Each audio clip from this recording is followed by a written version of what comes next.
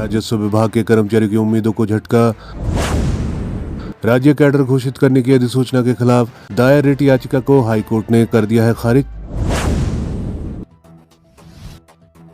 Himachal Pradesh high court ने राजस्व विभाग के जिला कैडर पदों को राज्य कैडर घोषित करने की अधिसूचना के खिलाफ दायर रिट याचिका को खारिज कर दिया है।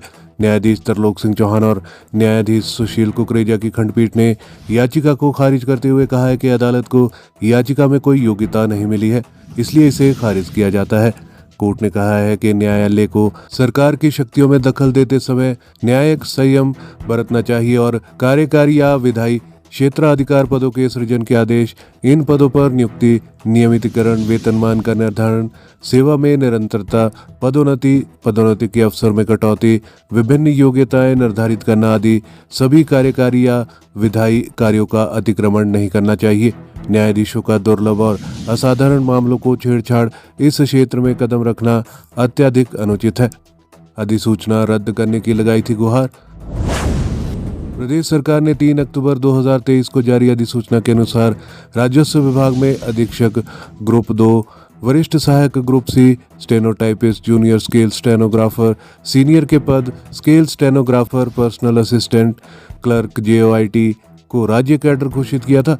प्रार्थियों ने अधिसूचना को असंवैधानिक, अवैध, मनमाना और प्रतिवादियों की विधायी क्षमता से परे घोषित करने की मांग कर रद्द करने की गुहार लगाई थी। प्रार्थियों ने वैकल्पिक रूप से सरकार की ओर से जारी अधिसूचना को उनके मामले में प्रभावी नहीं बनाने के आदेश की मांग की थी। प्रार्थियों ने दिया था ये तर्क। प्रार्थियों का कहना था कि याचिकाकर्ता सरकार के राजस्व विभाग के कार्यालयों में वरिष्ठ सहायक ग्रुप सी के रूप में कार्यरत है और वर्तमान में जिला कलेक्टरों, उपमंडल कलेक्टरों और सहायक कलेक्टरों आदि के कार्यालयों में तैनात है। हालांकि प्रतिवादी सरकार ने 3 अक्टूबर 2023 को अधिसूचना जारी की है, जिसके तहत उपरोक्त जिला कैडर के पदों को भूमि निदेशक के कैडर नियंत्रण प्राधिकरण के तहत राज्य कैडर के पद घोषित किया गया है। याचिकाकर्ताओं को अधिसूचना जारी करने से पहले मौजूदा मानदंडों के आधार पर उच्च पद पर पदोन्नत किया जाना था, जो अब स्टेट कैडर बनाने की वरिष्ठता की अपूर्णीय क्षति का कारण बन सकता है, क्योंकि जिला कैडर के बावजूद उनकी वरिष्ठता सूची राज्य स्तर के आधार पर तैयार की जाएगी और कुछ याचिकाकर्ता जो सेवानिवृत्ति के कगार पर है, अपनी सेवा काल के दौरान पदोन्नति का लाभ पाने की स्थिति में नहीं आएंगे। पदोन्नति नहीं है मौलिक अधिकार। कोर्ट ने कहा कि याचिकाकर्ताओं ने 2 मुख्य आरोप लगाए हैं। एक ये कि विवादित अधिसूचना याचिकाकर्ताओं के पदोन्नति के अधिकार को कम करती है और दूसरा, प्रतिवादी सरकार के पास विवादित अधिसूचना जारी करने का कोई अधिकार नहीं है।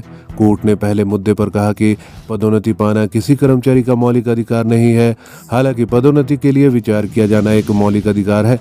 फिर भी पदोन्नति पर केवल कर्मचारियों की सेवा को नियंत्रित करने वाले नियमों के संदर्भ में विचार किया जा सकता है।